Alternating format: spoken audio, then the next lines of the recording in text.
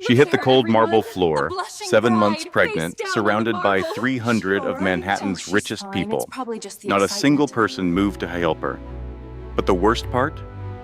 The sound that echoed through that ballroom was not gasps of concern. Move. It was Get laughter. out of the way. Her husband's mistress stood there in a blood-red dress, What happened to laughing her? at the pregnant wife Someone crumpled call on the for help. ground.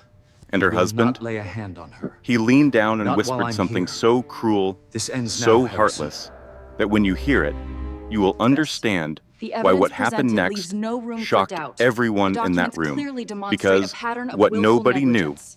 what the I mistress can't believe certainly she's did not finally expect, here. was that this Our broken own little woman miracle. on the floor had a secret. It's A perfect. secret that would destroy a billion-dollar empire. A secret that would send her husband to prison.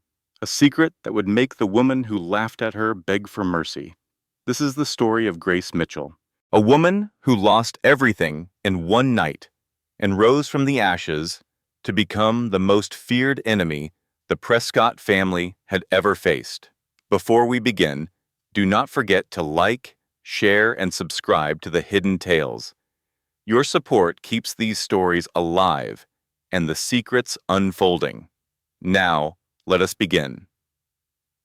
The lesson. This story teaches us something powerful. Silence is not loyalty. Documentation is not betrayal. It is survival. The same strength that helps you survive will help you rise. The meaning. Grace's journey reminds us that no matter how broken we feel, no matter how powerful our enemies seem, the truth has a way of surfacing, and those who abuse their power will eventually face the consequences. If you are going through your own battle right now, remember this. You are stronger than you know, and your story is not over. The moment I hit that cold marble floor, I heard her laugh. Not a gasp of concern, not a rush of footsteps coming to help. Just laughter, sharp and cruel, echoing through the ballroom like shattered glass. But what Cassandra did not know, what nobody in that glittering room, full of billionaires and backstabbers knew, was that my collapse was not weakness. It was the beginning of the end for everyone who had ever underestimated me. My name is Grace Mitchell, and this is the story of how I lost everything, found myself, and brought down one of the most powerful families in America. But I am getting ahead of myself. Let me take you back to where it all began. Not at the gala, but earlier that morning, in the gilded cage, I called home. The penthouse occupied the top 3 floors of one of Manhattan's most exclusive buildings, $15 million of Italian marble, floor-to-ceiling windows, and furniture that cost more than most people's yearly salaries. To anyone looking in from the outside, I was living the dream. They could not see the nightmare. I stood in front of my closet that morning, 7 months pregnant, trying to find something that would fit my swollen body and meet my husband's impossible standards. My phone buzzed on the dresser. I already knew who it was before I looked. Harrison's text was brief and cutting. Do not embarrass me tonight. Wear the blue dress, not the one that makes you look fat. I stared at those words for a long moment. Once upon a time, they would have made me cry. Now I felt nothing but a cold, familiar numbness. I had learned to stop crying months ago. Tears were a luxury I could not afford. But this time, before I deleted the message, like I had deleted 1,000 others, I did something different. I took a screenshot. My therapist's voice echoed in my mind, advice she had given me during one of our secret sessions. Document everything, Grace, even when you think it is nothing, even when you think you are overreacting. Because one day, those small things become your evidence. I saved the screenshot to a hidden folder on my phone, the same folder that contained hundreds of other messages, voice recordings, and photographs. Evidence of 3 years of emotional abuse, financial manipulation, and systematic cruelty designed to break me down piece by piece. Harrison Prescott. The third thought he was untouchable. Old money, hedge fund manager, connected to every power player in New York. His family's wealth went back 5 generations, and their influence extended into politics, media, and law enforcement. He had spent our entire marriage reminding me how lucky I was, how no one would believe me if I spoke up, how I had signed a prenup that would leave me with nothing if I ever tried to leave. What he did not know was that I had been a corporate lawyer before I met him, a damn good one. I had given up my career because he convinced me that a Prescott wife did not work, that my job was to support him, host his parties, and eventually give him an heir. Now I was 7 months pregnant with his child, and I had finally started to remember who I used to be. The gala tonight was the Wellington Foundation's annual charity event, the biggest social gathering of the year. Every billionaire, celebrity, and political elite in the city would be there. Harrison had been planning his appearance for months, but not with me.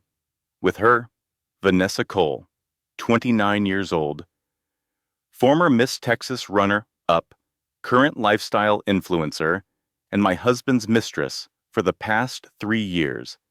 She was not just sleeping with Harrison. She was helping him hide assets in offshore accounts, preparing for the divorce he planned to file the moment our baby was born. I was not supposed to know any of this, but I had learned that in a house full of secrets, the walls always talked if you knew how to listen. My phone rang, startling me out of my thoughts. The caller ID showed an unknown number, but something made me answer. Mrs. Prescott, this is Margaret Chen from the Wellington Foundation. I am calling to confirm your attendance tonight and to thank you personally for your generous donation. I frowned. I am sorry. What donation? The $2 million anonymous contribution made in your name last week. The board was so moved by your generosity that they have decided to honor you during the ceremony tonight. We would love to have you say a few words. My blood ran cold. I had not made any donation. I did not have access to that kind of money. Harrison controlled every penny. Mrs. Prescott, are you still there?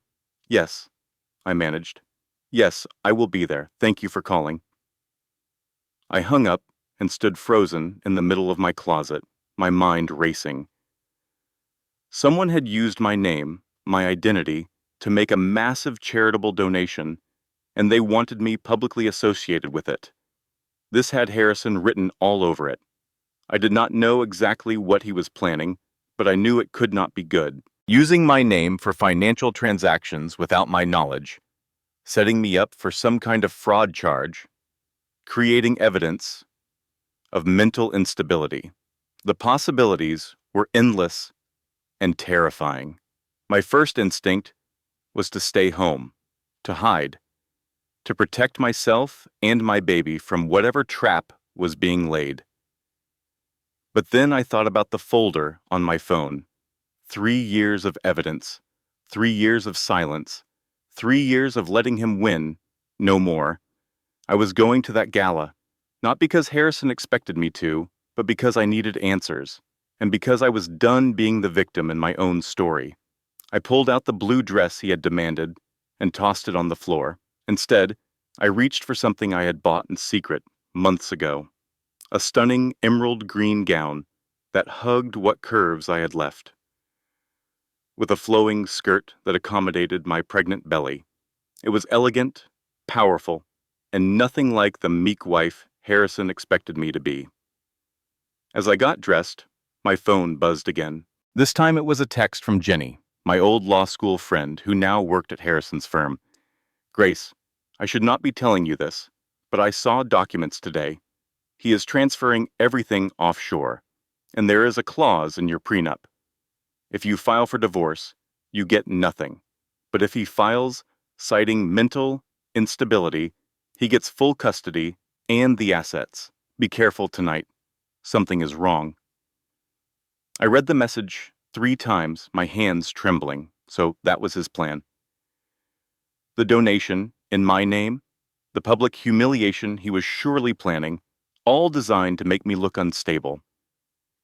to give him grounds for his case, to take my baby away from me. I should have been terrified. And part of me was. But a bigger part of me felt something else. Anger. Pure white-hot anger at the man who had stolen 5 years of my life, who had isolated me from everyone I loved, who was now trying to take my child. Harrison Prescott, the third, thought he knew me. He thought he had broken me completely, turned me into a compliant shadow of the woman I used to be. He was about to find out how wrong he was. I looked at myself in the mirror one last time. The woman staring back at me was exhausted. Yes, 7 months pregnant and running on fumes, but there was something in her eyes that had been missing for years. Fight. Tonight, everything would change. I did not know yet how much or how terrifying the journey would be.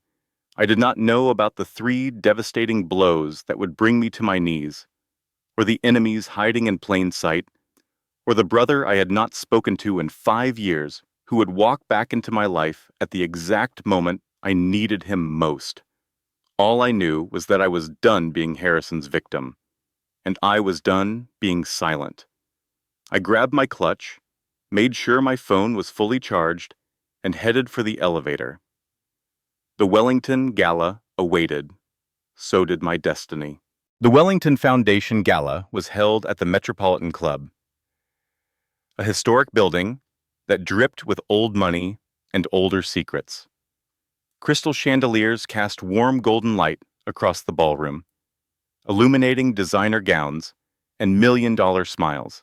The air smelled of expensive perfume and quiet desperation, the particular fragrance of people who had everything except happiness. I arrived alone, which raised eyebrows immediately. Harrison had texted that he would meet me there, his usual code for arriving separately so he could make an entrance with Vanessa without the inconvenience of his pregnant wife by his side. The photographers barely glanced at me as I walked up the red carpet. I was nobody special, just the wife, the soon-to-be ex-wife, if Harrison had his way. Inside, I accepted a glass of sparkling water from a passing waiter and found a quiet corner to observe the room. Years of corporate law had taught me the value of watching before acting, of gathering information before making moves. I spotted several of Harrison's business associates, men who had been to our home for dinner parties and looked right through me like I was furniture. Their wives clustered nearby, women who had welcomed me into their social circle with air kisses and knife-sharp smiles, always careful to remind me that I was new money married to old and therefore never quite good enough. One of them approached me now. Bitsy Wellington, the foundation's president and one of Manhattan's most notorious gossips. "Grace, darling," she cooed, her eyes dropping pointedly to my belly. "How brave of you to come tonight, especially with everything that has been happening." I kept my expression neutral. "I am not sure what you mean, Bitsy." Her smile widened, a shark scenting blood. "Oh, you poor thing. You really do not know, do you?" She patted my arm with practiced pity. "Well, I suppose everyone finds out eventually. Just remember, dear, in our world, dignity is everything. Do not make a scene." She drifted away before I could respond, leaving me with a racing heart and a growing sense of dread. What did she know? What did everyone seem to know except me? I did not have to wait long to find out. The room's energy shifted suddenly, conversations pausing mid-sentence as heads turned toward the entrance. I followed their gazes and felt my stomach drop. Harrison stood at the top of the grand staircase, devastating in a custom tuxedo, his silver gray hair perfectly styled, his smile camera ready. But he was not alone. Vanessa Cole clung to his arm like a barnacle in a red dress that left nothing to the imagination. Her blonde hair cascaded over her shoulders in perfect waves, and her smile was aimed directly at me across the crowded room. This was not an affair. being hidden anymore. This was a public statement, a declaration of war. Photographers swarmed them instantly, cameras flashing as Harrison posed with his mistress at a charity event his pregnant wife was attending. I could already see tomorrow's headlines, could already feel the humiliation washing over me in waves. But I did not run. I did not cry. I stood my ground and watched as they descended the staircase like royalty, as guests parted to let them through, as my marriage ended in the most public way possible. Vanessa made a beeline straight for me, Harrison trailing behind with an amused smirk. "Grace," Vanessa said sweetly, leaning in for an air kiss I did not return. "You look so healthy." Pregnancy really does agree with some women. Others, well, she shrugged delicately. At least you will have the baby to keep you company soon. "Vanessa," I replied, my voice steady despite my pounding heart. "That dress is stunning. It must be nice to be able to wear something so fitted. Enjoy it while it lasts." Her smile faltered for just a moment before she recovered. "Always so witty. Harrison, darling, did you know your wife was funny?" Harrison finally acknowledged my existence with a dismissive glance. "Grace, I told you to wear the blue dress, and I decided to wear something else. Funny how that works when you are a grown woman capable of making your own choices." His eyes narrowed dangerously, a look I knew all too well. It was the look that preceded his cruelest words, his most cutting manipulations. But we were in public, surrounded by people who still believed he was a good man. "We will discuss this later," he said quietly. "Do not cause a scene." "I would not dream of it, darling," I smiled brightly. "That seems to be your department tonight." Before he could respond, a server appeared to escort them to their table. The head table, I noticed, while I had been placed at a back table near the kitchen. I was being systematically erased from my own life, and everyone in this room was complicit. The dinner was interminable. I pushed food around my plate while listening to speeches about charitable giving and social responsibility from people who had never experienced a moment of genuine hardship in their lives. My table companions ignored me studiously, having clearly received the memo that Grace Prescott was no longer worth acknowledging. Then came the announcement I had been dreading. "And now," the Master of Ceremonies proclaimed, "we would like to recognize the generous anonymous donor whose $2 million contribution has made tonight's event possible. Grace Prescott, would you please join us on stage?" Every head in the room swiveled toward me. I saw confusion on some faces, suspicion on others, and on Harrison's face, pure satisfaction. This was his trap. Getting me on stage, putting me in the spotlight, setting me up for something terrible. I had two choices. I could refuse and look guilty, unstable, exactly what he wanted. Or I could walk up there, with my head held high, and face whatever was coming. I chose to fight. My legs trembled as I made my way to the stage, but I kept my chin up and my shoulders back. I was Grace Mitchell before I was Grace Prescott. I had argued cases in front of federal judges. I had closed deals worth hundreds of millions of dollars. I had survived 3 years of psychological warfare. I could survive a speech. "Thank you so much," I said into the microphone, buying time while I figured out what to say. "This cause is so close to my heart. Supporting families in crisis, helping women rebuild their lives after devastating circumstances. I believe everyone deserves a second chance, and I am honored to contribute to that mission." I glanced at Harrison, saw his smile tightening. He had expected me to stumble, to look confused, to give him ammunition for his mental instability claim. Instead, I had turned his trap into a platform. But Harrison was not finished. He rose from his seat and approached the stage, microphone in hand. "If I may say a few words about my wife's generosity." The room applauded, as he joined me, putting his arm around my shoulders in a parody of marital affection. I felt his fingers dig into my flesh, hidden from view. "Grace is truly remarkable," he began, his voice warm and loving for the audience. "Her dedication to charity, her compassion for those less fortunate, her quiet strength through her difficult pregnancy. I am so proud to call her my wife." Then he turned to look at me, and I saw the cruelty in his eyes. "But I have to be honest with all of you. Tonight is not just about celebrating Grace's donation. It is also about acknowledging someone who has been instrumental in my success this past year. Someone who has shown me what true partnership looks like." My blood turned to ice. Vanessa Cole, would you please stand?" Vanessa rose from her seat, basking in the attention as Harrison continued. "Vanessa has been my guiding light, my inspiration, my reason for getting up every morning.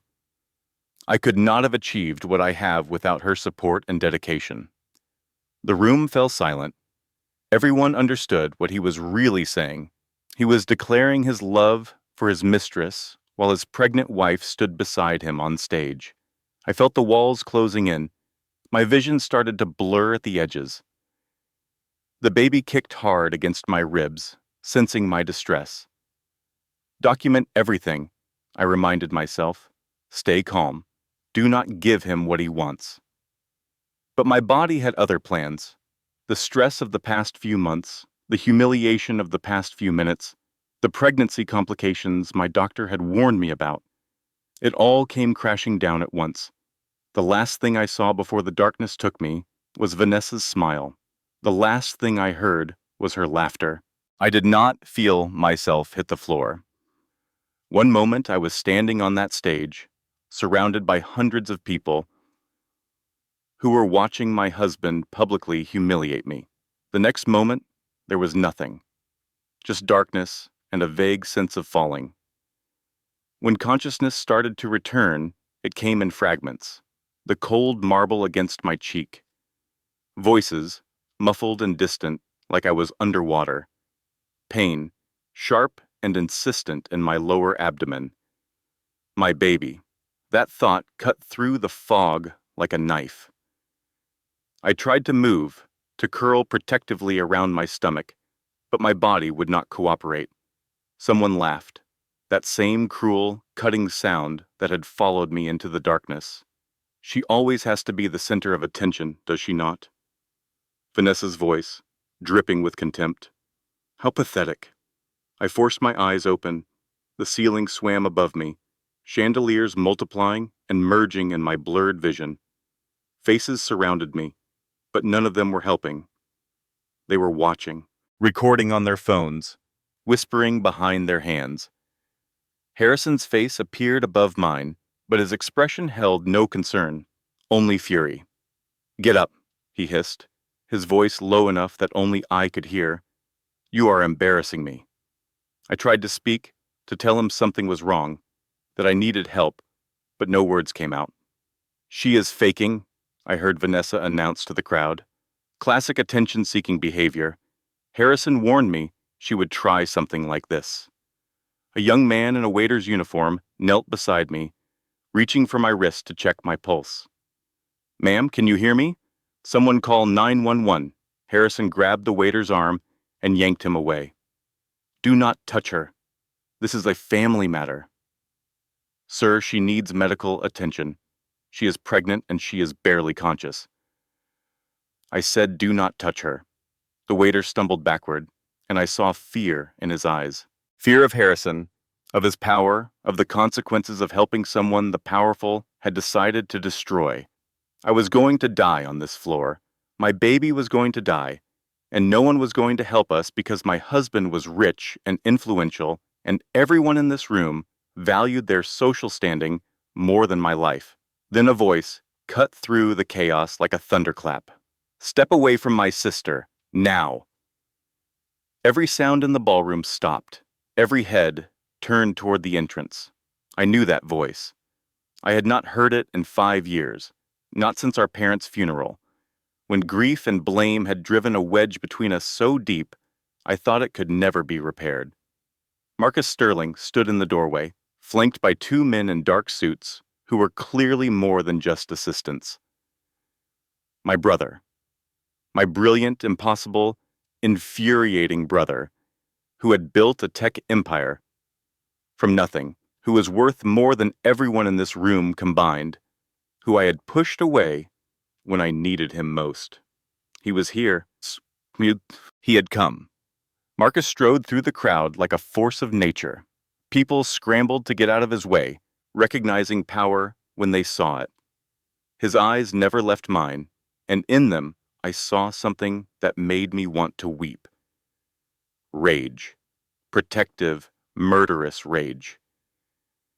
He dropped to his knees beside me, his hands gentle as he checked my pulse, lifted my head, brushed hair from my forehead. Grace, can you hear me? I am here. You are safe now. Marcus. His name came out as a whisper. The baby. I know. Help is coming. He looked up at his security team. Where is the ambulance? 2 minutes out, sir. Harrison stepped forward, his face a mask of concern now that someone was watching.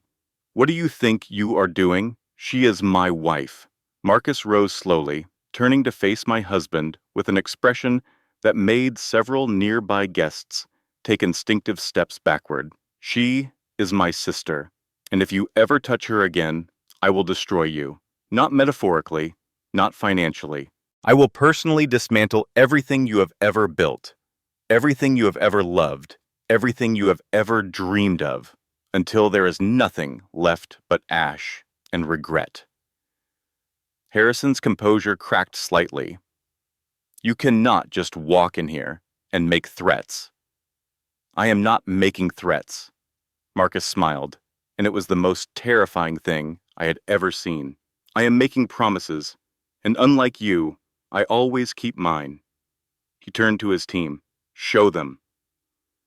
One of the security men produced a tablet and connected it to the ballroom's display system.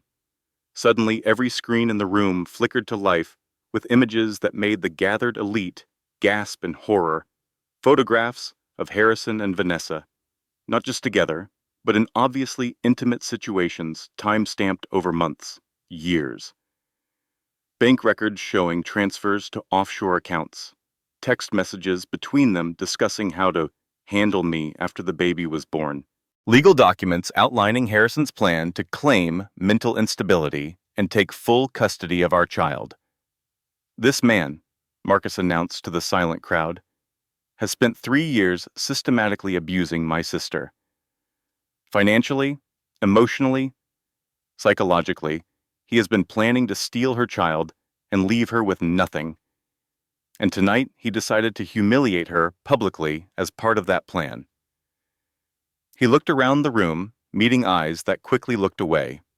You all watched, you all knew, and not one of you helped her when she collapsed on this floor. Remember that. Remember what kind of people you are. Sirens wailed outside. Within moments, paramedics rushed in, loading me onto a stretcher with efficient professional care. Marcus held my hand the entire time, his grip warm and steady. Harrison Prescott, Marcus said as I was wheeled toward the exit. Consider this your official notice. Your accounts have been frozen as of 30 minutes ago. My legal team is filing criminal charges in the morning.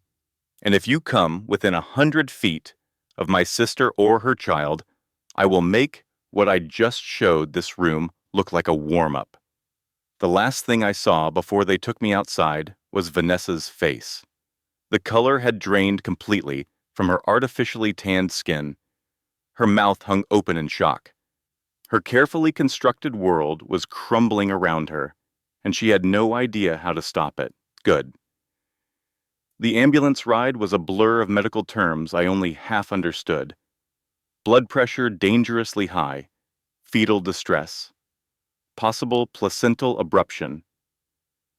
The words washed over me while I clung to Marcus's hand and prayed to a God I was not sure I believed in anymore.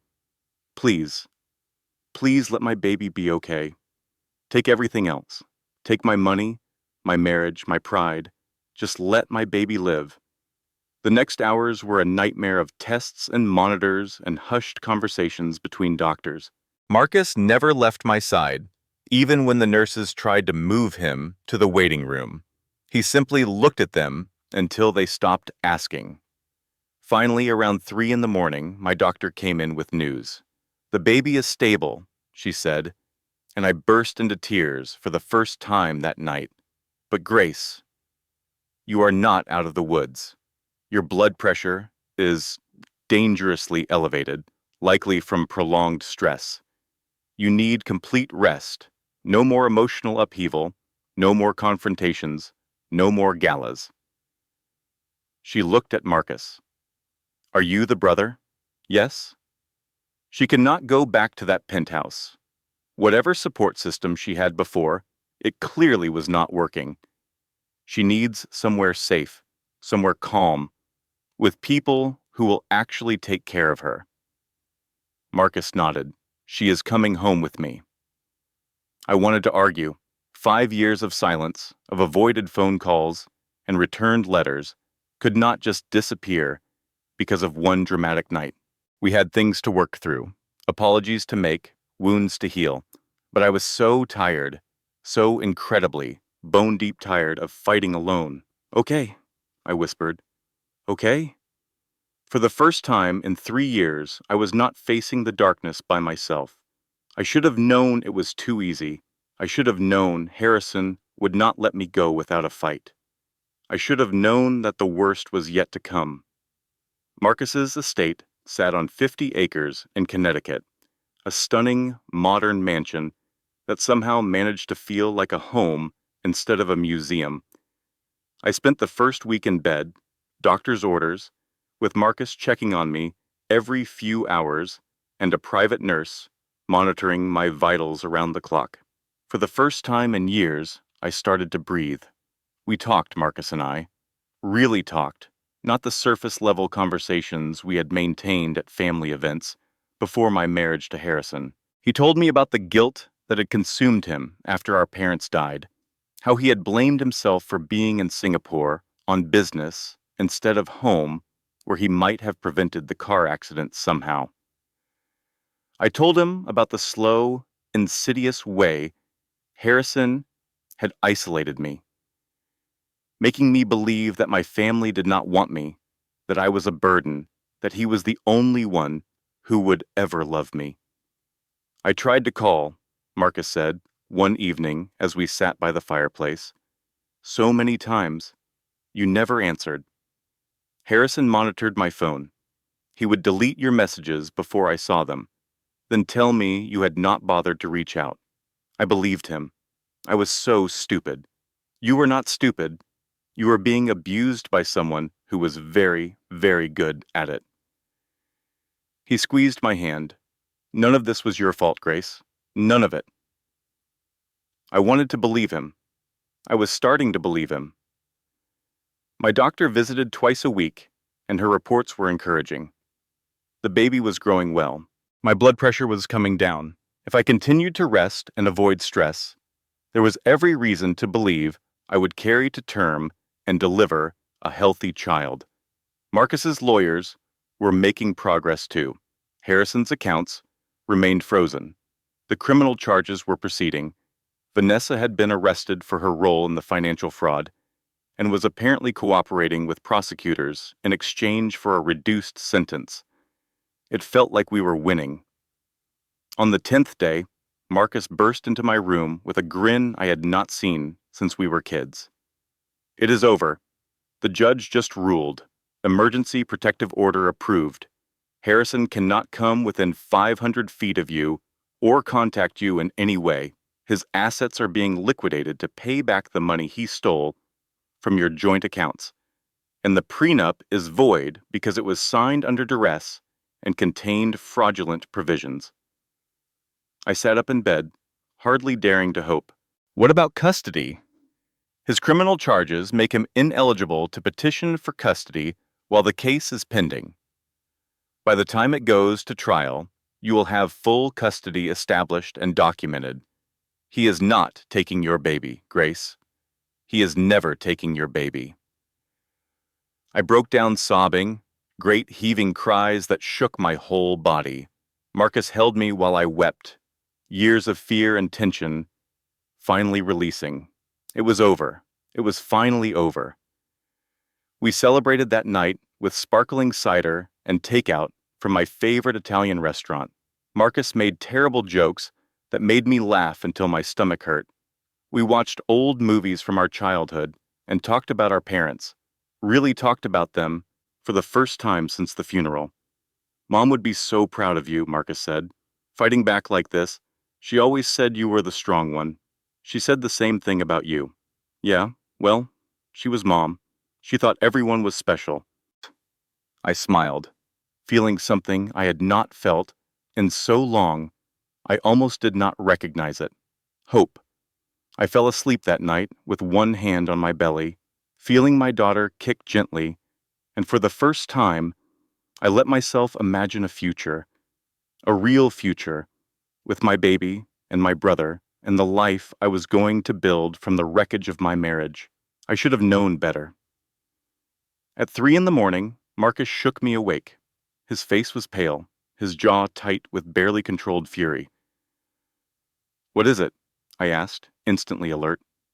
"Is it the baby?" "No." He handed me his phone. "It is me." The headline on the screen made my blood run cold. Tech billionaire Marcus Sterling arrested on securities fraud charges. I scrolled through the article with trembling hands. Federal investigation. Evidence of insider trading. Assets frozen pending trial. All charges filed by, the article noted, a legal team with known connections to the Prescott family. "It is not true," Marcus said. "None of it is true, but that does not matter. They have fabricated evidence, bought witnesses, done everything the Prescotts do when someone crosses them. By the time I clear my name, the damage will be done." "No!" The word came out as a whisper. "No, no, no. There is more." His voice cracked. "My assets are frozen, all of them, which means the legal team working on your case cannot be paid, which means your protective order hearing next week, the one that was supposed to finalize everything. I cannot guarantee we will have representation." I felt the hope drain out of me like water from a broken vessel. Harrison had known. Of course he had known. He had let me have my moment of victory, let me believe I was safe. Specifically, so this blow would hurt more. The Prescott family did not just fight back, they annihilated, and they had spent generations perfecting the art of destruction. "What do we do?" I asked, hating how small my voice sounded. Marcus sat on the edge of my bed, his shoulders slumped in a way I had never seen before. My unshakable brother, defeated. "I do not know," he admitted. "For the first time in my life, I do not know." Outside my window, the sun was rising on a beautiful Connecticut morning. Birds sang, flowers bloomed. The world went on as if nothing had changed. But everything had changed. And the worst, I would soon discover, was still to come. The next 72 hours destroyed what little remained of my hope. It started with a phone call at 6 in the morning. Marcus had been taken into federal custody. His bail hearing would not be for another 48 hours. I was alone in his massive estate, with nothing but my fear and my unborn daughter. I called every lawyer I could think of, every contact from my old life, every person who had ever claimed to be a friend. None of them would help. The Prescott name was too powerful, the risks too high. I was standing in the kitchen, trying to force myself to eat something for the baby's sake, when the first pain hit. It started as a cramping sensation, familiar from the Braxton Hicks contractions I had been having for weeks. But this was different, sharper, more insistent. "No," I thought. "No, not now. It is too early. I was only 32 weeks along. The baby needed at least another month. preferably two. Premature birth at this stage could mean weeks in the NICU, potential developmental complications, a fight for survival that my daughter should never have to face. Another contraction hit, stronger than the first. I called 911 and then sat on the kitchen floor, breathing through the pain, talking to my baby in a voice that shook with terror. Hang on, little one. Just hang on. Mommy is going to get you through this. I promise. I promise. The ambulance took me to Greenwich Hospital, where I was immediately rushed to labor and delivery. The contractions were real. My body was trying to deliver this baby 8 weeks early, and there was nothing I could do to stop it. We are going to try to slow things down, the doctor told me, as nurses hooked me up to monitors and IV lines. But you need to prepare yourself. This baby may be coming, whether we are ready or not. My brother, I gasped between contractions. He needs to know. He is in federal custody. The nurse exchanged a look with the doctor. We will see what we can do. They could not do anything, of course. Marcus was unreachable, locked away while facing charges he did not deserve. I was alone. Alone when the contractions intensified. Alone when my water broke. Alone when the doctors told me it was too late to stop the delivery, and I was going to have this baby now, ready or not. Labor lasted 14 hours. 14 hours of pain and fear and exhaustion, with no one holding my hand, no one telling me I was doing well, no one to share this moment that should have been filled with joy. At 11:43 p.m. on a Tuesday night, my daughter Waisa came into the world screaming. Lily Grace Mitchell, 3 pounds, 4 ounces, tiny and red, and absolutely perfect. They let me hold her for exactly 30 seconds before whisking her away to the NICU. Those 30 seconds were the most precious of my life. I memorized her face, her miniature fingers, the way she gripped my pinky with surprising strength. I'm going to fight for you, I whispered. I'm going to fight for us, no matter what. Then she was gone, and I was alone again, empty and aching in a hospital bed that felt like a coffin. The second catastrophe came the next morning. I was dozing fitfully, exhausted from delivery and worry, when a knock at my door made me jump. A man in a suit entered without waiting for permission, followed by a nervous-looking hospital administrator. Grace Mitchell Prescott? The man asked. Yes? He handed me a stack of papers. You have been served. Your husband, Harrison Prescott, is filing for emergency custody of the minor child known as baby girl Prescott, currently in neonatal intensive care at this facility. Due to your unstable mental state, evidenced by your family's criminal history and your admitted psychological treatment, Mr. Prescott believes the child is in danger and requests immediate transfer of custody pending a full hearing. I stared at the papers in my hands, unable to process what I was reading. The hearing is scheduled for 48 hours from now, sir, the man continued. Mr. Prescott's legal team will be in touch regarding arrangements. He left. The administrator apologized profusely and followed him out. I sat in that hospital bed, holding papers that could take my daughter away from me, and felt something inside me break. Harrison was going to steal my baby. He was going to use his money, his connections, his family's generations of influence to take my daughter from me while I was still bleeding from delivering her. And Marcus was in jail, and I had no money, and I had no lawyer, and in 48 hours I would have to face a judge and try to explain why I deserved to keep my own child. The third catastrophe was the quietest, but in some ways, the most devastating. That afternoon I forced myself out of bed and walked to the NICU to see Lily. Every step was agony, my body screaming at me to rest, but I needed to see my daughter, needed to hold her, even if only through the openings in her incubator. When I reached the NICU, a nurse stopped me at the door. I am sorry, Mrs. Prescott, your access has been restricted. What? No, she is my daughter. I understand. But we received a court order this morning. Until the custody situation is resolved, only Mr. Prescott and approved medical personnel are allowed to see the baby. The floor tilted beneath me.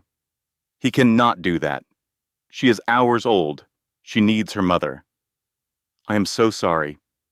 The nurse looked genuinely distressed. My hands are tied. Hospital legal says we have to comply. I pressed my face against the window of the NICU, searching for Lily among the rows of incubators. I found her in the corner, so small, so fragile, fighting to survive in a world that had already proven itself cruel. She was 15 feet away from me, and I could not touch her, could not hold her, could not protect her. I sank to the floor, outside the NICU, and sobbed. Nurses walked around me. Patients passed by with averted eyes, and I wept with the kind of grief that comes from losing everything you love. This was it, the bottom, the absolute lowest point a person could reach. Or so I thought. My phone buzzed with the text from an unknown number. Through blurred eyes, I read the words that would change everything. Do not give up. He is not untouchable. Meet me at Harbor Coffee in Greenwich tomorrow at 9 a.m. Come alone. DC. I stared at those initials for a long moment, my exhausted brain struggling to make the connection. DC Diane Crawford, the legendary divorce attorney who had been disbarred 5 years ago. The woman rumored to have evidence that could destroy the entire Prescott family. The woman who had been silenced before she could use it. I did not know if this was a trap. Did not know if I could trust anyone at this point. Did not know if I had the strength to even get out of this hospital. But I knew one thing. My daughter was in that NICU, fighting for her life, and I would burn down the entire world to get her back. Harbor Coffee was a small, unremarkable cafe in downtown Greenwich, the kind of place that existed mainly to serve commuters grabbing espresso on their way to the train.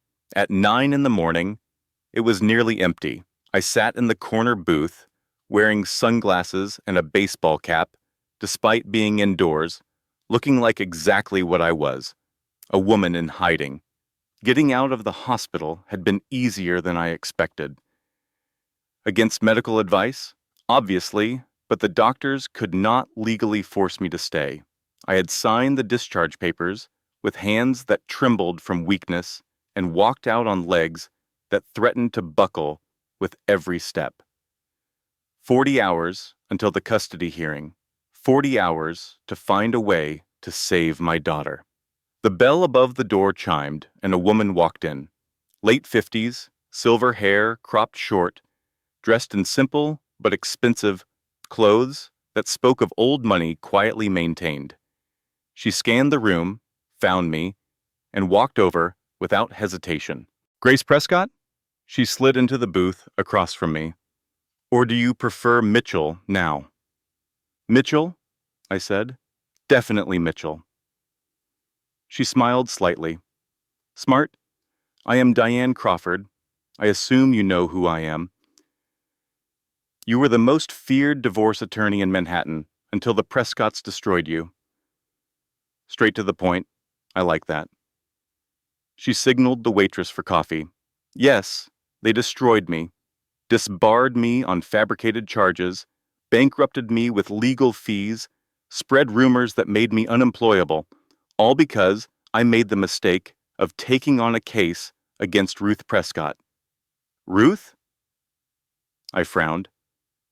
I thought Harrison was the one. Oh, honey. Diane's laugh was bitter. Harrison is a puppet, a useful one, charming and photogenic, but still a puppet. Ruth Prescott has been running that family for 40 years. Harrison's father was a fool who liked expensive boats and cheap women. Ruth did all the real work, made all the real decisions. She built that empire, and she protects it with the ferocity of a mother bear. This changed everything I thought I knew. You said you were taking a case against her. I was representing Caroline Prescott, Harrison's second wife. Harrison was married before me? Diane's expression shifted to something like pity. He did not tell you. Of course he did not. Grace, you are not Harrison's second wife. You are his fourth. The coffee shop seemed to spin around me. That is not possible. His family records show. His family records show exactly what Ruth wants them to show. Wife number 1, Jennifer, divorced after 2 years. Then she conveniently moved to Europe and has not been heard from since. Wife number 2, Caroline, was committed to a psychiatric facility after she tried to leave. She is still there. Wife number 3, Samantha, died in a car accident that was ruled inconclusive. I thought of my own parents, killed in a car accident. A coincidence? Or something darker? I had evidence, Diane continued. Financial records, witness testimony, patterns that pointed to systematic destruction of any woman who threatened Ruth's control over her son. I was 2 days from trial when everything fell apart. Evidence disappeared, witnesses recanted, and suddenly I was facing fabricated charges of document fraud. Why are you telling me this? Why now? Diane leaned forward, her eyes intense. Because you are the first woman who might actually be able to stop her. Your brother has resources, connections that even the Prescotts cannot completely neutralize. And more importantly, you have something none of the others had. What? A spine. She smiled grimly. I have been watching you, Grace. 3 years of abuse, and you documented everything. The Gala collapse, and you got right back up. They threw every weapon at you, and you are still fighting. Ruth's previous victims gave up, gave in, or disappeared. You are made of different stuff. I wanted to tell her she was wrong, that I was barely holding together, running on fumes and desperation, that the woman she thought she saw was an illusion. But I thought of Lily, alone in that NICU, and I knew that giving up was not an option. What do you want from me? I asked. I want to help you destroy them, but more than that, I want to finally get justice for the women they have hurt, including myself. She pulled a folder from her bag and slid it across the table. Ruth keeps a private server at the Prescott Foundation office. On that server is 30 years of evidence, financial crimes, bribery, blackmail material on judges and politicians, and documented proof of what happened to Harrison's previous wives. If we can access that server, we can bring down the entire family. I opened the folder. Inside were building blueprints, security schedules, access codes. How do I get in? The Prescott Foundation Anniversary Gala is in 3 weeks. It is held at the Foundation offices, and security is looser than usual because they are showing off for donors. I have someone on the inside who can get you access. But Grace. She reached across the table and gripped my hand. You have to understand the risks. If Ruth catches you, she will not just destroy you. She will make sure you spend the rest of your life in prison for whatever crime she decides to frame you for. And Lily will grow up a Prescott. The thought made my blood run cold. But before any of that, you have a custody hearing in 38 hours, and I know exactly how we are going to win it. For the next 2 hours, Diane taught me things that had taken her decades to learn. Legal strategies that exploited loopholes in family court procedures. Ways to present evidence that would be admissible despite Harrison's inevitable objections. Psychological tactics for staying calm under cross-examination. Judges see through crocodile tears, she explained. They respect composure. When Harrison's lawyer tries to provoke you, and they will, you do not react. You take notes. You stay calm. Let them be the ones who lose control. By the time we finished, my head was spinning with information, but for the first time since this nightmare began, I felt something like confidence. One more thing, Diane said as we prepared to leave. I cannot practice law anymore. I cannot testify. I cannot file motions. I cannot officially represent you in any capacity. Everything I teach you, you will have to execute yourself. In that courtroom, you will be alone. I thought of my daughter, my brother still in custody, the women who had come before me, destroyed by the same family that was trying to destroy me. I have been alone for a long time, I said. The difference is now I know how to fight. Diane smiled, and for the first time, it reached her eyes. Then let us get your daughter back. The family court building in Stamford was everything you would expect from a place designed to decide the fates of children. Beige walls, fluorescent lights, plastic chairs filled with people whose lives were falling apart. I walked through the security checkpoint on legs that still ached from childbirth, wearing the most professional outfit I had been able to piece together from clothes at Marcus's house. I was alone. No lawyer, no family, no support. Just me and the folder of documents Diane had helped me prepare. Harrison, of course, arrived with an entourage. 3 lawyers in expensive suits, a paralegal rolling a cart of evidence boxes, and his mother Ruth, elegant in black like she was attending a funeral. Which I supposed she thought she was. The funeral of my parental rights. Harrison made a show of greeting me, loud enough for the nearby families to hear. Grace, I am so glad you came. I know this is hard, but it is for the best. Lily needs stability, and with everything your brother has been going through. I said nothing. Diane's voice echoed in my head. Do not engage. Do not react. Save your words for the judge. Harrison's smile faltered slightly at my silence. He was used to me crumbling, apologizing, accommodating. This version of me was unfamiliar territory. Good. The hearing was scheduled for 9:30. At 9:25, the courtroom doors opened, and we filed in. The judge, a stern-faced woman in her 60s named Patricia Matthews, was already seated. She watched us arrange ourselves with an expression that gave nothing away. This is an emergency custody hearing regarding baby girl Prescott, currently in neonatal care at Greenwich Hospital, Judge Matthews began. Mr. Prescott has filed for emergency custody citing concerns about the mother's mental stability and family connections to criminal activity. Mrs. Prescott is representing herself. Are both parties ready to proceed? Yes, Your Honor, Harrison's lead lawyer said smoothly. Yes, Your Honor, I replied, keeping my voice steady. Mr. Whitmore, you may present your client's case. What followed was a masterclass in legal manipulation. Harrison's lawyers painted me as unstable, citing my collapse at the Gala, my documented therapy sessions, my brother's arrest. They produced affidavits from society friends describing erratic behavior they had witnessed. They showed photographs of me looking disheveled and distressed, taken without my knowledge, over the past months.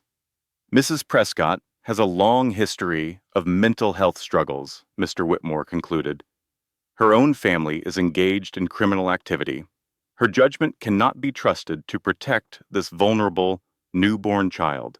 Mr. Prescott, despite the difficulties in his marriage, has always been a stable and devoted provider. He simply wants what is best for his daughter. I wanted to scream, to throw something, to tell everyone in this room what Harrison really was. Instead, I took notes, stayed calm, let them finish.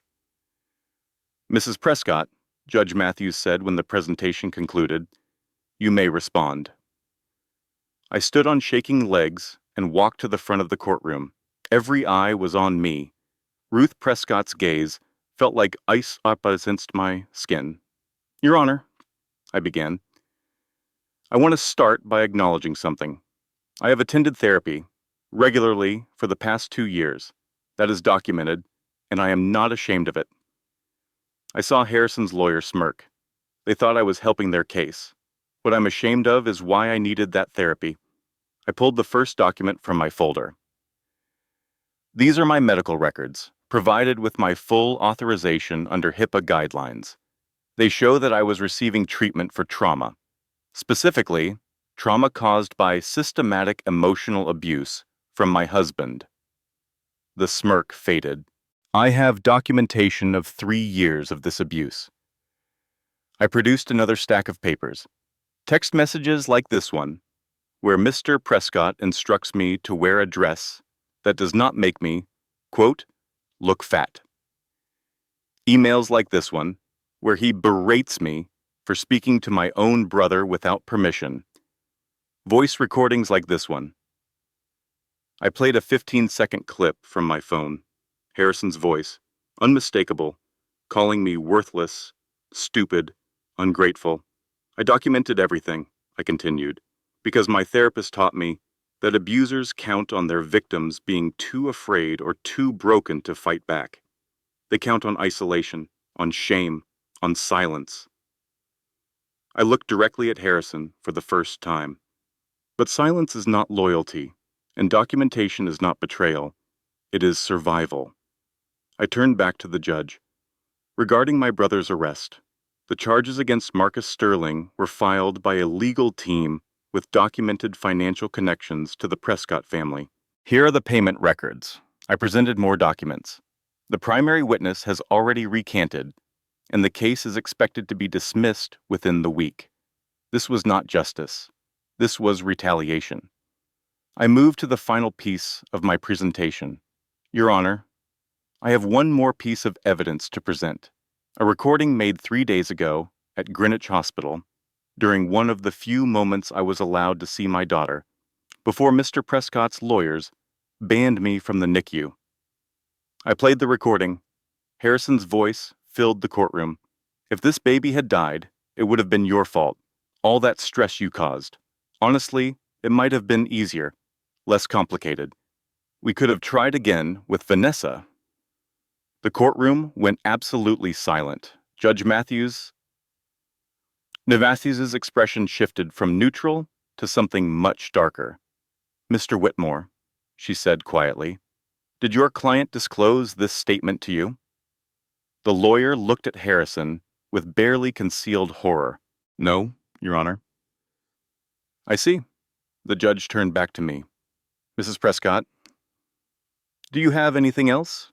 Only this, Your Honor. I straightened my shoulders. I gave birth to my daughter alone. I have fought to protect her while recovering from a delivery that nearly killed us both. Every obstacle placed in my path, every lie told about me, every attempt to take my child away, I have faced without resources, without support, without anyone in my corner except the truth. My voice cracked, but I pressed on. Lily is 3 days old. She weighs 3 pounds. She is fighting for her life in a NICU that I am not allowed to enter, and all I am asking, all I have ever asked, is to be allowed to be her mother. I returned to my seat. My hands were shaking. I could not tell if I had done enough. Judge Matthews was silent for a long moment, reviewing documents. Finally, she spoke. Mr. Prescott. Harrison stood, his usual charm in full effect. Yes, Your Honor. You wished for the death of your own child in a hospital while your wife was in labor. His charm evaporated. That was taken out of context. I was under stress.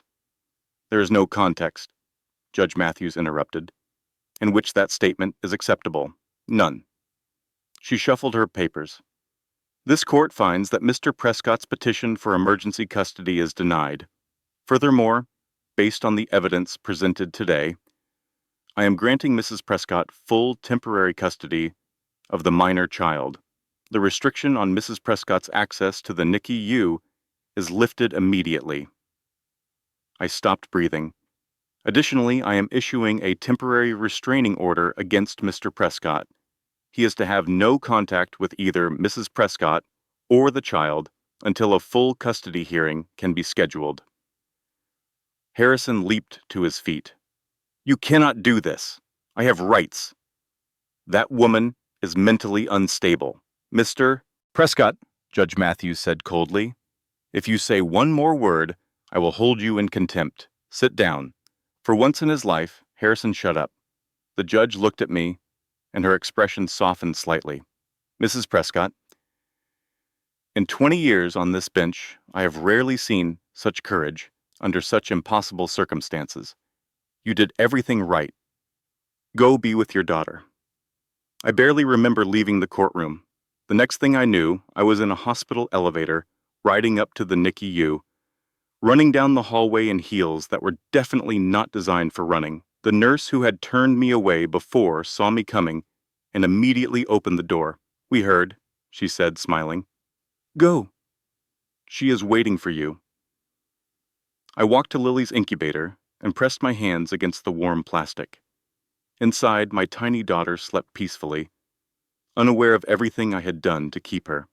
"Hi, baby girl," I whispered through tears. "Mommy's here. Mommy's not going anywhere. Ever." For the first time in days, Lily opened her eyes, and she looked right at me. 3 weeks passed in a blur of NICU visits, legal consultations, and preparation. Lily grew stronger every day, gaining ounces that felt like victories, hitting milestones that made the nurses cheer. Marcus was released when the charges against him collapsed, just as predicted, and immediately began rebuilding his legal defense fund. But we all well knew this was not over. Harrison was regrouping. Ruth was scheming. The temporary custody order had bought us time, but the permanent hearing was scheduled for next month, and the Prescotts had never lost a court battle in their entire history. We needed the evidence on Ruth's server, and tonight was our only chance to get it.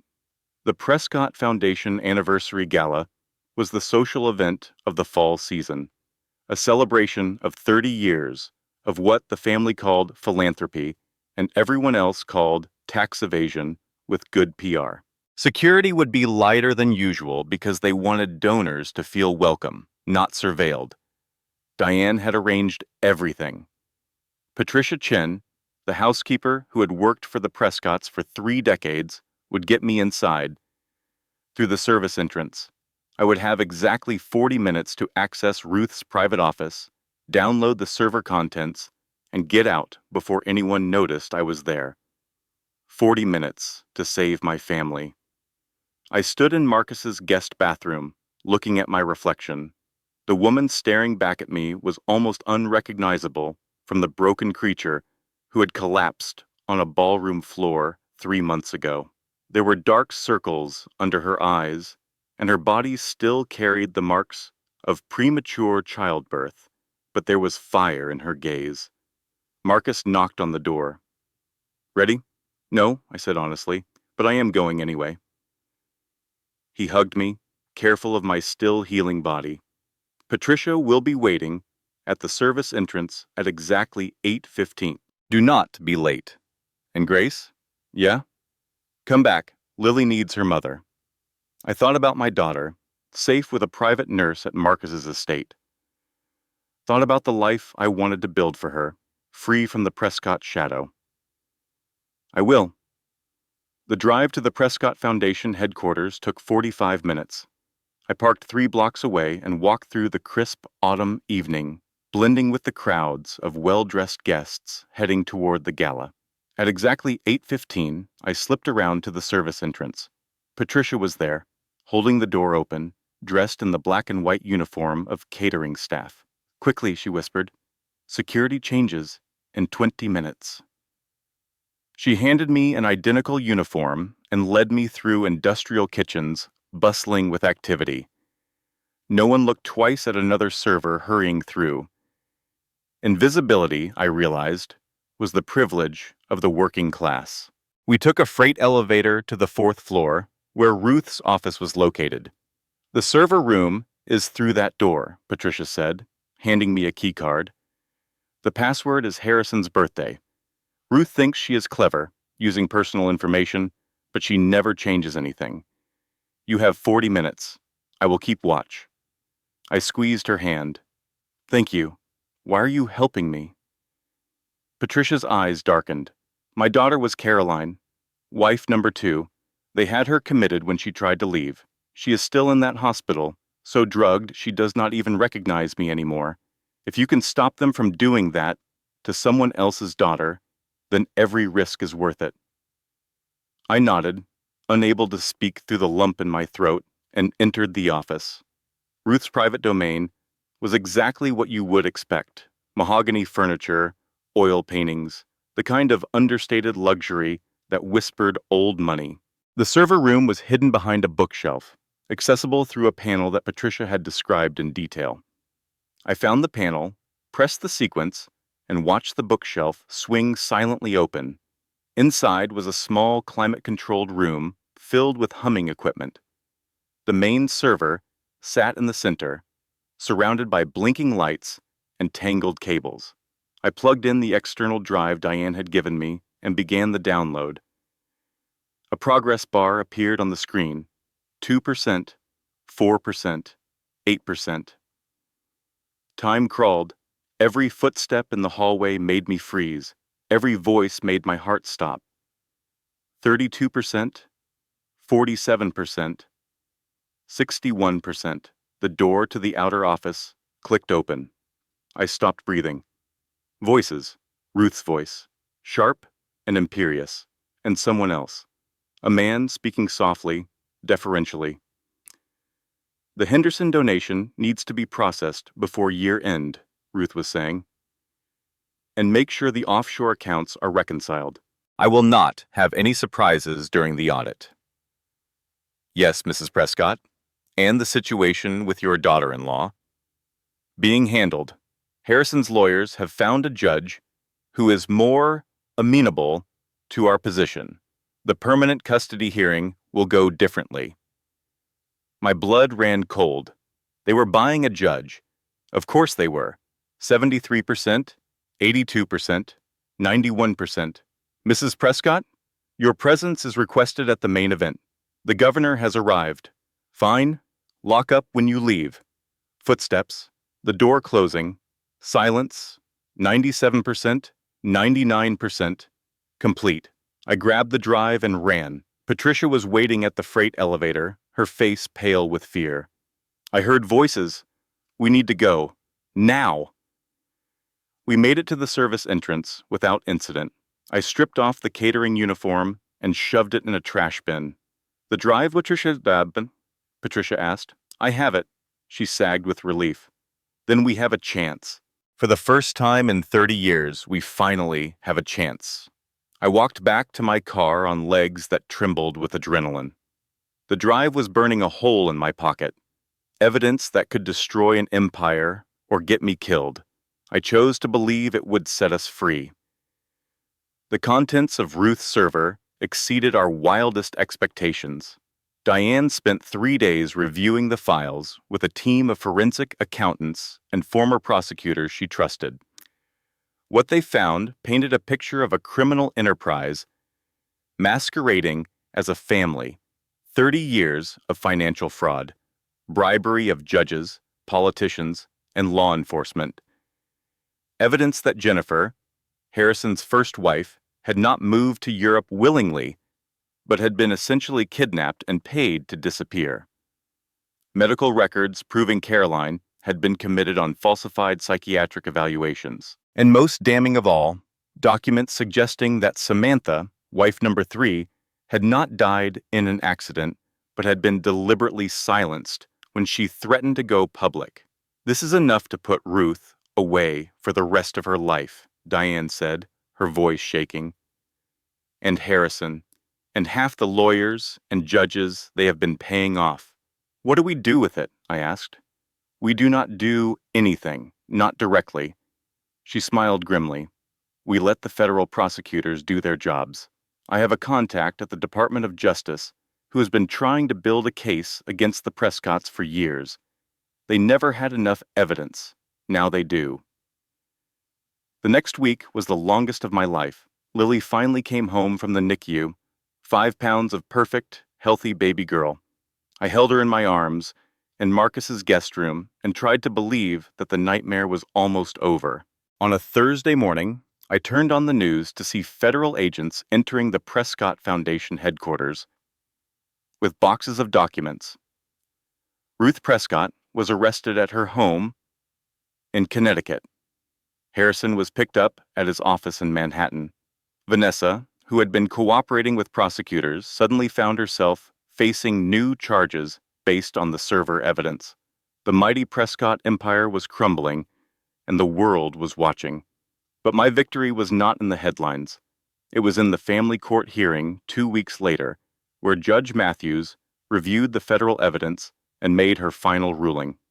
In light of the criminal charges against Mr. Prescott, she announced, and the documented pattern of abuse, manipulation, and witness tampering, this court grants full, permanent custody of Lily Grace Mitchell to her mother. Mr. Prescott's parental rights are terminated. He will have no contact with the child unless and until he can demonstrate substantial rehabilitation, which this court considers unlikely given the severity of the charges he faces. I wept, openly. Diane, sitting in the gallery, wiped tears from her own eyes. Marcus stood behind me, with his hands on my shoulders, steady and strong. It was over. Finally. Truly over. Harrison was led out of the courtroom in handcuffs, his designer suit wrinkled, his perfect hair disheveled. He looked at me as he passed, and I saw something I had never seen before. Fear. Grace, he said hoarsely. I never meant for it to go this far. I loved you. In my own way, I loved you. I looked at the man who had stolen 5 years of my life, who had tried to take my daughter, who had broken me in ways I was still discovering. No, Harrison, I said quietly. You did not love me. You owned me. There is a difference, and now you own nothing. They took him away. I never saw him again. Ruth's trial was a media sensation, but I did not attend. I had spent enough of my life surrounded by Prescotts. Instead, I focused on building the future I had always wanted. With Marcus's support, I started the Rising Foundation, a nonprofit providing legal aid and support services to women escaping abusive relationships. Diane ran the legal division after her license was reinstated, a condition of her cooperation with federal prosecutors. Patricia became our community outreach director, connecting with women who reminded her of her own daughter, still in that hospital, but now receiving proper treatment with a court-appointed guardian who was not a Prescott. 6 months after the trial, we held our first fundraising gala. I stood at the podium in a stunning emerald dress, looking out at hundreds of faces, survivors, advocates, donors, reporters, all there to support the work we were doing. When I was at my lowest, I said, I thought survival meant silence. I thought protecting my family meant protecting my abuser's secrets. I was wrong. I found Diane in the crowd, then Patricia, then Marcus holding Lily in the front row. If you are listening to this, and you recognize yourself in my story, hear me. Document everything. Trust your instincts. Find your people, even if it is just one person who believes you. And never, ever give up. I paused, remembering the woman I used to be, broken, alone, convinced that no one would ever help her, because the same strength that helped you survive will help you rise. The applause was thunderous, but it was a Lily's toothless smile that meant everything. 1 year later, the Rising Foundation Anniversary Gala was the highlight of the social calendar. Not the Manhattan elite kind of social calendar, but something better. A community of survivors, supporters, and people who believed that everyone deserved a second chance. I circulated through the crowd, accepting congratulations and sharing stories with women whose lives our foundation had helped transform. Caroline Prescott, finally released from the facility and living with her sister, was among them. So was Jennifer, Harrison's first wife, who had emerged from hiding when she learned it was finally safe. You did what none of us could, Jennifer told me, her eyes glistening. You stopped them. We stopped them, I corrected. All of us, together. Lily, now a rambunctious 14-month-old, was being passed around by adoring foundation staff. She had Marcus's dark hair and my stubborn chin and a personality that could only be described as fierce. My phone buzzed in my clutch. I ignored it. It buzzed again. I excused myself and checked the screen. An unknown number. A text message. Nice party. Enjoy it while you can. Ruth Prescott sends her regards. And she wants you to know, Lily is beautiful.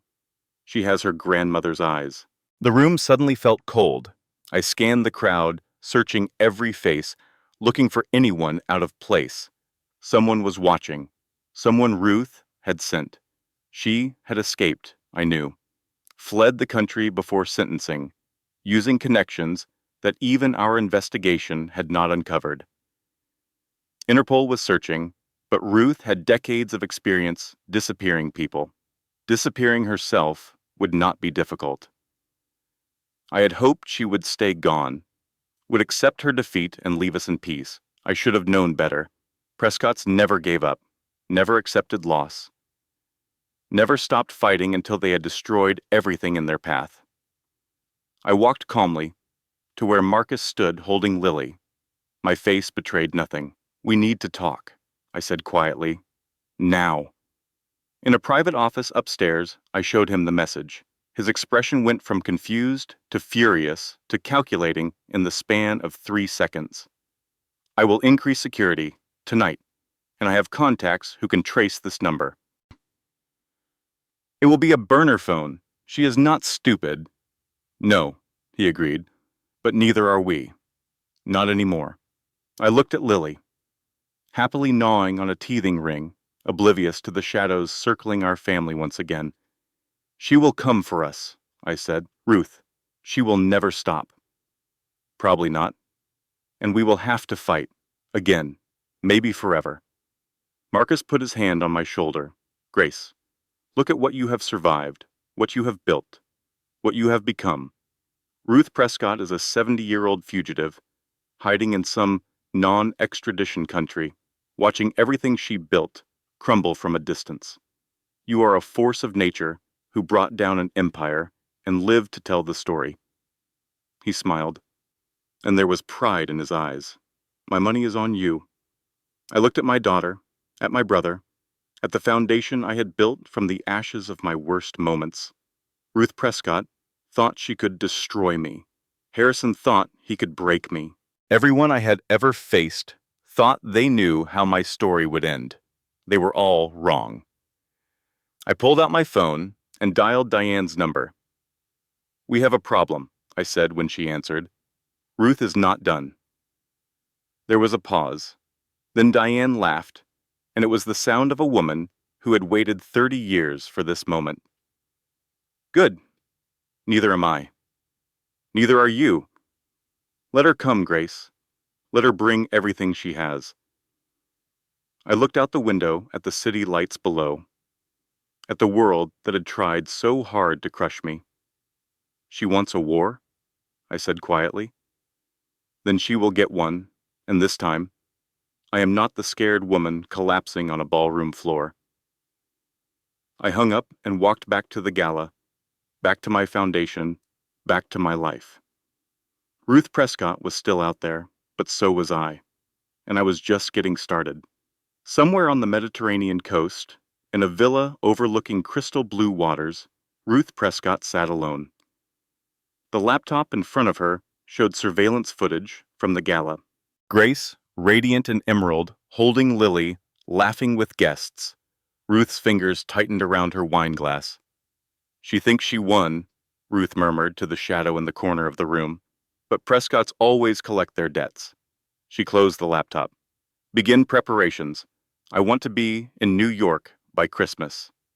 The shadow nodded and disappeared. Ruth Prescott looked out at the sunset, sipping wine that cost more than most people's monthly salaries. Her son was in prison. Her fortune was decimated. Her reputation was destroyed. But she was not finished. Not by a long shot. The war was just beginning. If this story touched your heart, if Grace's courage inspired you, please take a moment to like this video and share it with someone who needs to hear this message today. Drop a comment below.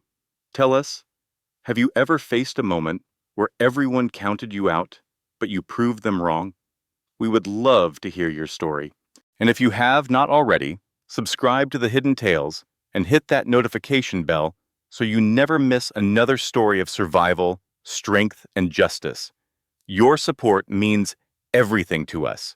It helps us bring more stories like this to life. Until next time, stay strong, stay brave, and never stop fighting for what you deserve. Final statement. This content has been carefully researched, developed, and manually edited by our team to deliver meaningful stories with valuable life lessons.